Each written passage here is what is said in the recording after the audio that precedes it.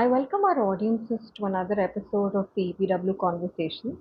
This time, as we find the National Eligibility Come Entrance Test NEET and the National Testing Agency are both in the spotlight for reasons that raise serious concerns about the integrity of India's examination system. It is the leak of NEET 2026 paper leading to a cancellation of the entire test. Close to 22.6 lakh students who appeared for the examination on 3rd of May 2026 have recently undergone the stress of a re-examination in one of 550 plus centers across the country. NEET-induced stress has led to suicide, and indeed this cancellation, retesting, this entire process has led to a lot of distress among aspirants.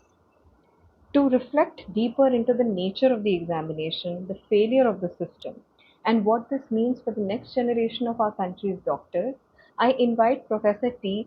Sundararaman to have a conversation with us. I would like to start with reflecting on the essence of the matter, which is that how is the centralization of medical admissions through a single national examination altered the federal balance in education? So I think that there has been an excessive centralization.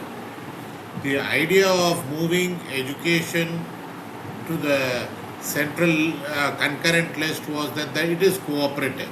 That at some point it is important that there is a collaborative relationship between the center and the states. Here there is a taking over by the center of an essential function of states, which is the policies by which they create the health professionals that are required for the provision of healthcare. In some sense, we will get the whole problem right if we understand the essential goal as being ensuring that people have a right to health and healthcare, and there is a universal access to healthcare. And the whole of the process of medical education and professional education is geared to that goal. Now, given the fact that states are at very different levels of development, given the fact that they are very different levels of attracting people to come and work in their areas, given the fact that there are very different communities and there are cultural gaps between providers and the provider, it is important that states have the space to create the professional education architecture that most suits their needs, their health needs, their community's health needs. Students have a right to fairness in the admission process because jobs are scarce and admission to health education comes with the potential for getting jobs. But that has to be held strictly subordinate to the larger goal of providing health for the community. But that is a goal that can be reached. The goal that people can have fair access, it can be done if we understand fairness. So coming back to the issue that this is an area that really had to be left to the state, the center only had a residual role with respect to recruitment for central institutions and for ensuring that people who are transferred because they are on central employment have a fair access to medical education, that because of transferring between states they don't lose domicility or they don't lose a priority in any state. Thank you, sir, for explaining the bigger problem with centralization of exams. Coming to this problem, what are the serious fault lines that the recurrent leaks of the NEET paper? So, at its most simplistic level, one would attribute the problems to be largely due to a lack of integrity at the level of the National Testing Agency and the people they work with. That's very simplistic because in some sense, one, it has been very recurrent, and second, we do know that these large systems have been operationalized by many people, many institutions, many places in the world without such leakages. So I think that is not really the only way to look at it. That is a fact. First thing is the NTA itself is not built or designed for integrity. It's very much of an ad hoc position. It's a registered society. It recruits contractual people. There is no regular faculty. Even if we accept multiple choice questions, the act of designing and standardizing the questions, of assessing the difficulty level of a questions, requires a certain professional experience, requires domain experience. There is no permanent staff there. So the NTA is, I would say, the National Testing Agency is under designed, under resourced to play its role.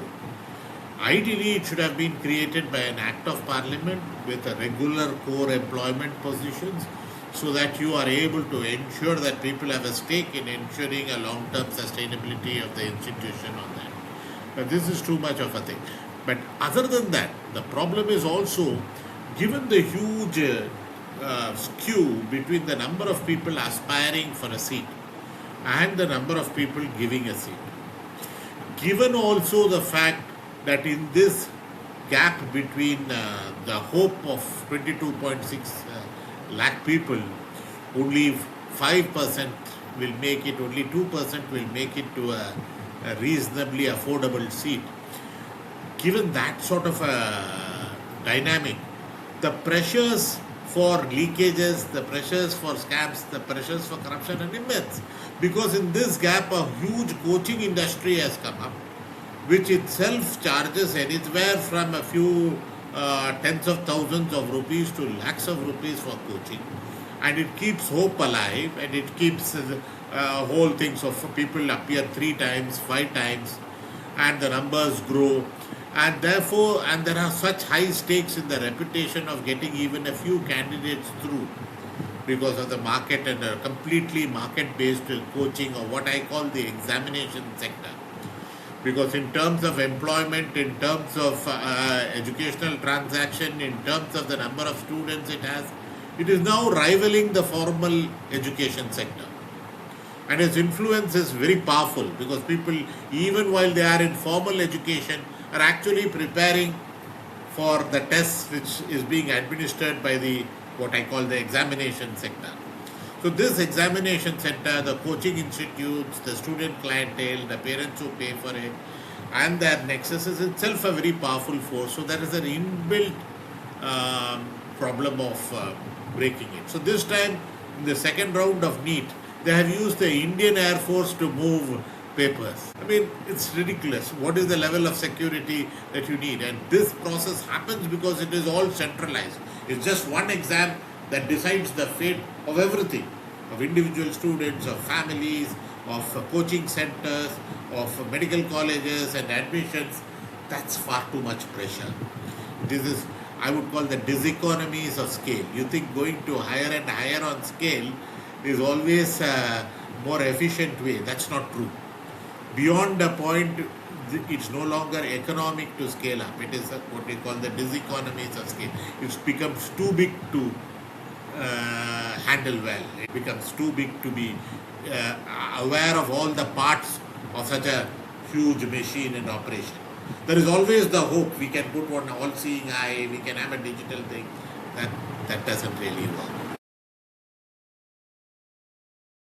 This connects me to my next question, which is that in the wake of such controversies, digitization and computer-based testing are often presented as solutions. But what are the limitations or new inequities that such reforms might introduce or exacerbate, particularly in a country like ours that's already deeply marked by these social and digital divides? So there are two parts to your question. One is the great big hope that computer education, computerizing the test is going to solve everything. That hope is itself flawed. It's flawed on the fact that computers are operated by people. At some point, that leaking is not something that related to the room. What you are fixing is not the problem you are having. If the question paper has been leaked by somebody who was part of the exam paper to an exam coaching center 1 month back, how does it matter how exactly the questions were conducted? Because they were part of the question banks, you see. They were not the final paper that was leaked. It was the papers that would have made it to the question banks that were being leaked. So the computer, even in just the mapping descriptive scenario, doesn't solve where the problems are. At least not all the problems are. It does last mile leakages. It can have a salutary thing. Again, computers are notoriously ineffective. There are timeouts. There are computer dropouts. And when you're talking of 22.6 across 550 centers having to be synchronized, having to happen the test in the same time and scale, you are not going to, there will be power outs, there will be computer shutdowns, there will be problems that occur at multiple places, and they are not perfect. At some point we find this even with the voting machines. The number of controversies it has created is much more. And then you see with the CBSE examinations, the replacement. So one advantage of the paper-based exam is that you can actually have a paper trace. It's slow enough to see. It's visible enough to be transparent. But what happens in the back end of a computer is neither visible nor transparent nor slow enough to be seen. And therefore, when there are leakages, when there is help, then it is far more difficult to observe. And then this very romantic ideas of AI coming in and being able to monitor are equally misplaced. This is one set of issues. The other set of issues that you rightly raise are related to digital equity. The fact that not everybody has access to computers. You need not only to have access on that day, but you need to have practiced on it. You need to have practiced on systems that are compatible with the system that you are going to be administered. I see that even now, 20 years after computerization have taken place, I see within the family at a particular age especially, we are very uncomfortable in doing things online. To be able to see it, to refer back, to think back on the argument, to leave a question. I don't answer question 3 because I'm not sure. I answer up to 25 and then I scroll back and go back to that page and finish that answer. I need a lot of way in which I process that information and put it there. So it's not just computing. It's a whole way of familiarity with working. There are few people who read the newspaper or research papers on a mobile. I can't do it. I personally can't do it. I won't be able to comment on an exam paper if it is on mobile because I need to reflect on it. The way I process it is different. So there will be some people who will relatively be able to do better on computers than others. But that's not the skill you are looking for. That's not what it, and it is much more likely that people who have grown up in an environment of computing, who have been as children playing with computer games and mobile phones from the access of smartphones from the age of 3, are going to react very differently from those who had to deal with it once they have entered that coaching stage. In some sense, this is a very different thing. So I think this is all already with CBSE exams and these MCQs, it is setting the balance in favor of the privileged. This is just going to tip it much more. But all the time pretending that it is on a certain abstract quality of merit. You mentioned that there is the emergence over the years of the exam sector. But let's get into the details. What are the actual odds of securing a seat through NEET? And how do students' prospects differ across government medical colleges, private institutions, and the large population of aspirants who don't obtain a seat at all? In another way to ask this question is, why is there a need to democratize medical education at all? Again, you see, the first question is at one point very simple. There are some, let us say, 40,000 seats in the government medical colleges, of which personally I would advise students not to look at more than, say, 20 to 30,000 seats as really worth it. And out of 22.6 lakhs, only that 22,000 are really going to be seats that give you a adequate medical education.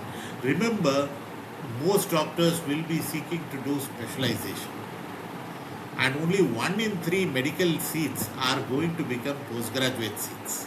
2 in 3 are going to get filtered out of 5 years when there is no turning back. So, in some sense, those who are in much better colleges and much better placed, a very small set in the other colleges, are going to do better. So, in some sense, if you're really looking at it, it's a very small 2 to 3% of these people will do this. We can look at the 65,000 private seats, but there the marks really don't count. If the mark threshold is lowered to 150, 160, even lower, it is very difficult at times to score less than. These are very extremely low achievement figures, and there it's purely a bargaining tool. So private colleges feel empowered to charge more from people who have got less scores on the grounds that they are flexing their quota rule to allow you in, and therefore the charges are extremely high, and regretfully the courts have not seen this issue. They see it only as an issue of fair markets, fair trade. They're not seeing it even as fairness to the student, much less to the community. The community hasn't entered in this discussion. The people for whom healthcare aren't even at the table. But even when you are talking of the student, we are really not going to have things. So most of the students, the rest of them, the merit isn't there. It's just a sort of token that you are taking to apply for a medical college examination in a private college. So given this whole skew, this whole limitation is now what happens to the 95% if you include private medical colleges, and 97-98% if you do not include private medical colleges, who actually take up medicine? Now there are startling figures. There are figures that we have from the periodic labor force survey that show that about 16% of people who practice services don't have any degree. But about 30% to 40% of people who have a degree are not in effect practicing medicine or nursing. There's a whole lot of wastage because we are creating people who can't, at some point, you can't confess to unemployment as a doctor, means your private practice is not there. And yet employment opportunities are very constricted.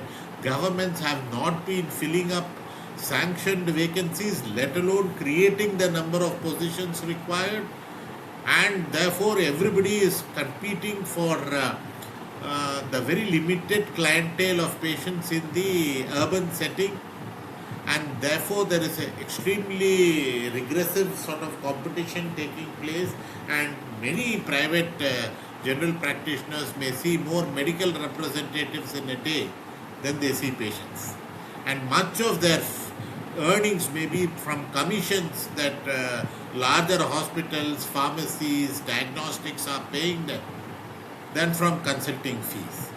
So that's a really huge and unethical and dangerous distortion of markets and their trade. And that's a direct result of the way we've structured medical education. But the reverse, you look at it, it is also the 95% who did not get in. What happens? What have they lost? They have a sense of defeat. They have a sense we were not good enough to make it.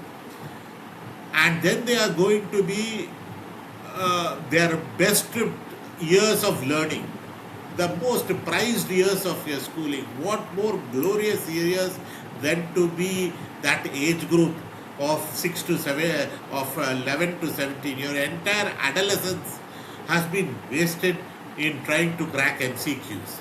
No conceptual reading, no appreciation of literature, no understanding of the joy of physics. They're absolutely gone in this particular act of what among the students they call it as cracking the NEET or cracking the MCQs. It's just something that you just need to get right, and how you do it doesn't really matter. And that overwhelms you. I mean, fortunately, I think out of this 22.6 lakhs, a good amount are doing it only for their parents and are actually ignoring the whole process. But there are more than enough, more than a half who are actually taking it seriously. And what is compromised is schooling. What is compromised is basic education. And that basic loss is something nobody is factoring in. That is disrupting it. A complete way in which the schooling education is being completely disrupted. Is a major problem there. I think this is happening. This is not only this test, but the whole range of tests. But there is something more wicked about NEET as compared to, say, a joint entrance exam for IIT. Here, the questions themselves are real fragments of knowledge, facts that you need to memorize and that you take out. Mathematics and physics allows a little bit of problem setting, so a little bit of a greater match between understanding and testing.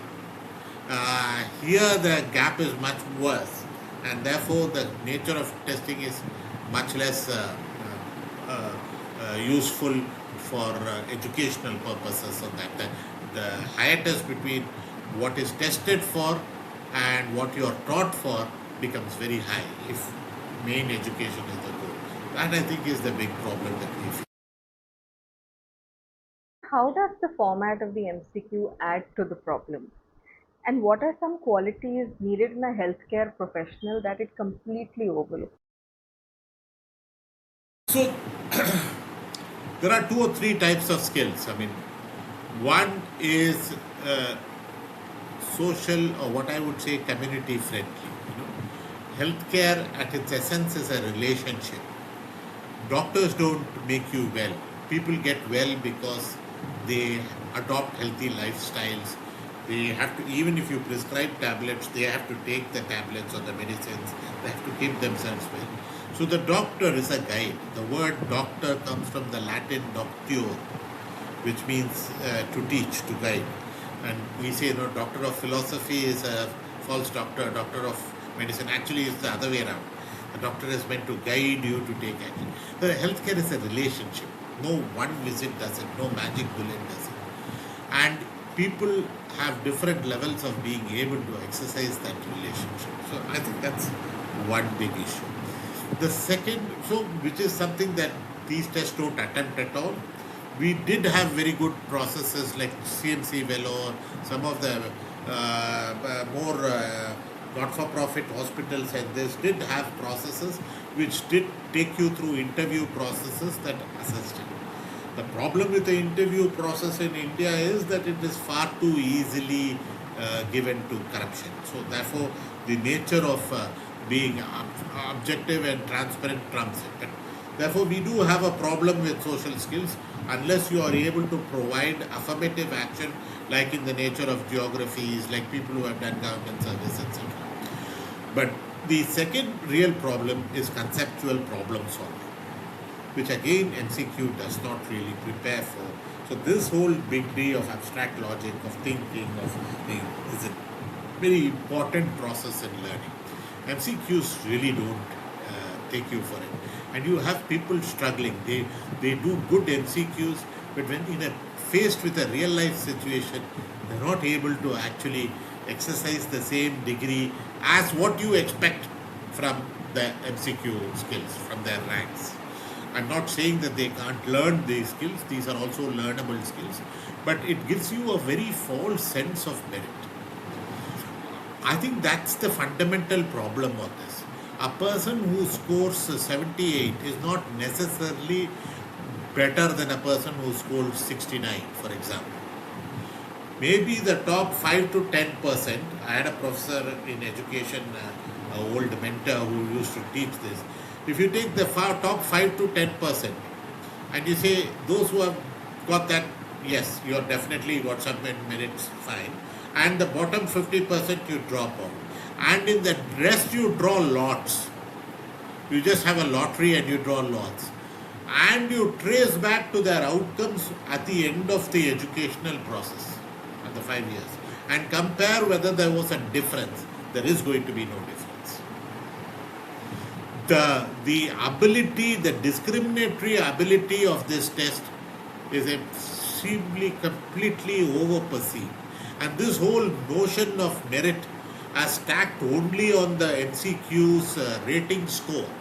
It's a score of one parameter. The same person, if he goes and sits for a clerical examination in a bank, may fail. People who sit for IAS exams, if they sit for medical colleges exams, don't manage to succeed, not necessarily the competition. It's a different set of questions in a different context, in a different set of learnings, and therefore to give a particular test on a particular day a universal value has a problem in the way you are thinking about this. All we can say about MCQs is it reduces the role of subjective, unfair decision making. To some extent, it makes it, in some sense, out of the control of individual vagaries. Okay, there are better ways. So, therefore, we need to look at the ways in which you can ameliorate this much better. But using this as a test of merit and understanding merit as a score and understanding a score as an MCQ product, a multiple choice question product, these are really flawed, and it leads to major flaws later. For example, if we are working in a tribal area, an underserviced area, and there is a girl from the tribal community who's passed 12th, who's a school topper, never mind that she did not pass the NEET exam. She is committed to working back in that area. She feels for her people. She wants to work there. The system must be able to permit her to access that education. And instead of trying to get somebody educated at Delhi and then trying to find how you can force him, persuade him, manage to get him to work there and then prevent him from cheating, even if he does go and sit there, he doesn't feel for the people there. So I think this is extremely important that we understand that merit, if you are looking at the community's need for health, has a different score than what MCQs can provide. Why does this controversy bring our attention back to the politics of merit in higher education? How is it that merit invariably is made a concern of those who are from the marginalized background? Merit normally does favor the privileged people on that, because there is this very good book you should read, I think by Sandel or somebody, called The Tyranny of Merit. I think this is a book that you should refer to. The mythology that is built that the people who are rich and privileged are rich and privileged because they are higher merit. That's really not true, and many of them are actually not done well in the exams also. But at some point, this whole hierarchy that is built is really not true. It is, most of the people are from that same social strata, and the social mobility across strata is very limited. The art of the system is that it allows everybody to feel that they have an equal chance, okay, of cracking the examination. The fact that they don't have is not, and that is by socially conditioned factors, not individual worth. That is what is actually hidden by this whole process. And somewhere to unpack this, that the worth of an individual is more than his NEET score, is something that is the system itself retreats. You see IAS officers who feel that they have the ability to be whimsical on their views and to make views simply because they scored well in the examination. We got a score, so we deserve this privilege. So it's a self-justificatory logic. The same fellow set in a bank clerk exam would possibly fail it. But since he's cracked that exam, he feels he has an authority that is at its heart undemocratic. So I think the fact that we need to look at merit in a different way. People have different skills, different things. A surgeon may have a particular type of requirement, a cardiologist another, somebody who is doing with mental health another, and even within them some people may play different roles. Public health requires a different set of skills. So we need to unpack this, and you need to say, as a system, your best bet is to allow diversity, is to allow different types of people with different background levels, with different scores to be able to access, and therefore you are able to provide for different requirements within the system. Otherwise, you provide on one standard, you measure and admit, but you have diverse needs, so most people are misfits in most places they go for. So the doctor who passes the medical college and then the PG examination and has paid 1 crore and he is the topper, he is not available for, and if you get a government job and is posted in a primary health center, he just doesn't know how to start. And therefore, many of the medical professionals we produce at the end of the day and this has been said by many scholars and by many leaders, they are not fit for purpose. So if most of our system does not prepare for primary care, and primary care is the health bulk of the care we need. Most of the people provides for entry into tertiary care, but it does not even provide the sort of tertiary care requirements that we have. So I think that we have a big problem over here. Professor, what according to you should change for the eligibility for medical education in India? So I'm a very simplistic. First thing, don't put everything on the test. The entire burden of medical education should not be borne by the entrance exam and the exit exam. That's not the way of looking at it. Education is a process. It's a process of character building. It's a process of skill building. It's a process of personality building. It's much more than that. Because we privatized education and allowed a free fall, we needed at some point to assure the public in the public discourse that the state was doing something to ensure that this was not only about money, that somewhere these people will come out with the skills and attitude they need. And therefore this myth that once we have a common entrance exam and once we have a common exit exam, we'll solve the problem.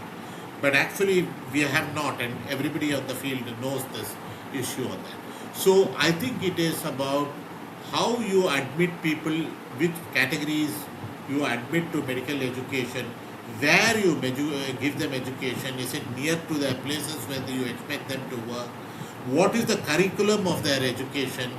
What is the degree of role models that you provide by their teachers? It's not just facts. It's actual people there who inspire you to do social service. If they are doing private practice and making government students work as unpaid assistants at their home for making money, and this happens, then what is the character that you have built into them? So this whole processes of the way they educated them, and finally the actual problem solving, clinical problem solving skills that you impart, which a lot of it is done by mentoring. It's a close personal relationship. You ask him to see a patient, then you teach him where he went wrong. That sort of personal relationship between the faculty and the student, which can't happen with very huge numbers. And at some point, these sort of processes have been completely gone. So I would say that the reform of it's not a process of the reform of of the testing alone. It's a process of reform of the whole medical and health professional education. That being said, when it comes to the entrance examination, the first thing is to give far greater emphasis on school education and its results. The problem that you have multiple boards and therefore multiple scores can easily be standardized across percentiles, and you can live with the difference. I mean, if you say the person with the 10th percentile in CBSE has a better skill than somebody in the 10th percentile in the face board, you still have an overall background. It's not going to make that much of a difference. I think that we have to actually agree on that or improve on these issues. But at some point, you're standardizing. You're standardizing across the boards, but minimal standardization. Largely what you're saying is the school examination is the guide, but we can use common entrance exams for acting as an additional guide on that. So in an old system, we would have 50 to 60% of the marks from the school examination, and we would have some marks, 20% on other marks that you are giving for other reasons, and 20 marks on the exam. Or you can use this as a reference level because you want to check more than. So they should have a minimum score on this, but beyond a minimum score, we are not really looking at this, and that score should be anybody who passes a school, who get well in a school exam should be able to do. So that's one way of doing it. The other is to actually allow multiple educations of some excellence to set their own tests. The problem is exercised as people having to give multiple tests. That anyway, when it comes to choosing between colleges, you are allowed to give only so many colleges choice. So I think that basically what you need to do is to again you may limit, you may even take measures to see that the day the central exam is conducted, no state exams are conducted. but broadly you should be able to limit. So students have an access to 2 or 3 examinations within their state frameworks, and that will allow a greater. You at least won't have one leak killing all. The National Medical Commission has a role. It has a role in setting standards, meaning is 12th class pass enough or 10th class pass enough, is a pass mark enough standards, and also seeing that the entrance process, whatever it is, the process is transparent. It could be even an interview. It need not dictate the process, much less take on the onerous task of administering it itself. That's a real overreach. It's not, the problem is not going to go away, it's going to morph repeatedly, it's going to take different forms, and even if it succeeds, it is succeeding at a cost of the exam sector, destroying the education sector, and really a distortion of education. So I'm not even interested in the fact of canvassing the problem. I think this is a good opportunity for us to rethink this whole system. Okay, so there are other countries that do a common entrance exam, but they use it as one criteria. They have the school mark criteria, they have their other mark criteria, and they look at this also as a reference. Some of them clearly say we don't look at this as a reference. But even if it's a sort of exam. So, Sevagram Kasturba Gandhi Medical College in Wardha used to have its own exam. They emphasized a knowledge of Gandhi and philosophy.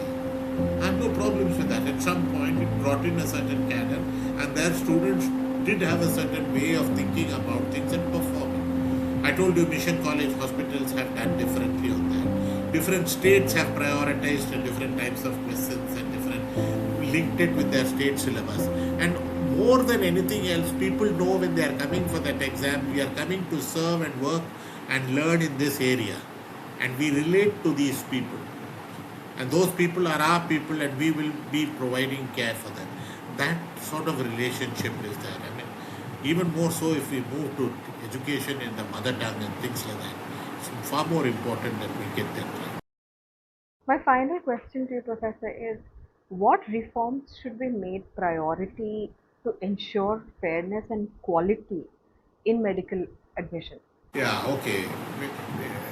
So I think when it comes to the quality of medical education, so as to ensure that people who come out have the right knowledge, the right skills, they have the right attitudes, they are happy to be working where they are going to work. I think that requires that the whole process of education teaches you to care about people. It's about caring. And it requires that at every stage that people are guided and mentored to do that. I think that in terms of objectively ensuring it, you should have quality circles that internally do it, plus quality audits that are done by an external committee, which will have a leading role of medical professionals, but not be left to their medical professionals. It should have some active sources from civil society, people known to be working with the community interests in mind, so that they are able to check for some of these parameters. It's not some game that they play by themselves on that. But yes, it has to be led by specialists and the quality of that. And it's important that people know that at some point they can perform this. So some of the skills that are now in internship should be part of clinical training itself. An internship should be a process where they are actually able to show that they have learned a particular area of that. So you do need both quality circles and quality audits. And at the end of this, the external examination, it was left to universities. And there is a role for National Medical Commission to see that the universities are actually being able to follow a minimum set of protocols that are required. You cannot get into too much detail. Some of it will depend on reputation. But for examiner selection, the process of the examination, the marking on that sort of examination, the availability of retesting and repeal of students being able to express grievance if it's addressed properly. These basic protocols that need to be in place to ensure that a university does not fall below the threshold of quality on that. That's your main concern. This way, what you do is you do ensure that people don't, perhaps don't follow below quality. That also you don't, as you see in the private medical colleges, where even 0 marks is enough to get admission.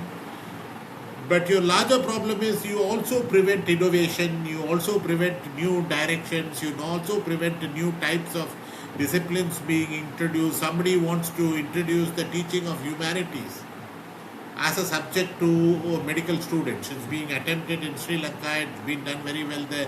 We don't have the space very easily here because everything is too rigidly specified. I don't think that is a good way to go about it. You want to create some people who are working in a particular area, who are willing to work in war-torn areas or conflict areas. So you are willing to give certain priority to southern education. Such innovation must be allowed. Standardization is killing it, which doesn't mean that you lose standards. You must have a standards review and setting authority under the National Medical Commission with power for the universities. Now we have medical universities.